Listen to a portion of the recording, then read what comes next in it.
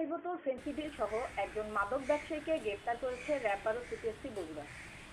RAB 12 CPSC Bogura camp গোপন সংবাদের ভিত্তিতে জানতে পারে যে ঠাকুরগাঁও হইতে ঢাকাগামী একটি পরিবহনে একজন ব্যক্তি অবৈধ মাদকদ্রব্য ফেন্সিডিল বহন করছে।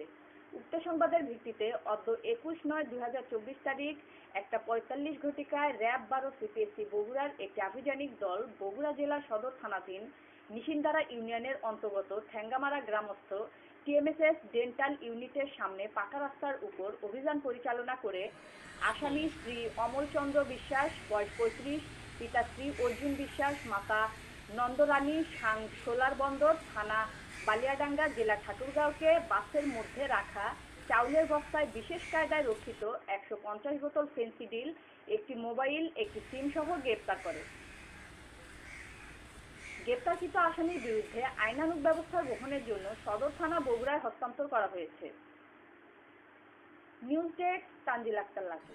ওয়েবসাইটে BD2 নিউজ টিভি দেখতে লগইন করুন bd2news.com, Facebook page BD2 news, YouTube BD2 news. এতক্ষণ BD2 নিউজের সাথে থাকার জন্য আপনাদের সবাইকে ধন্যবাদ।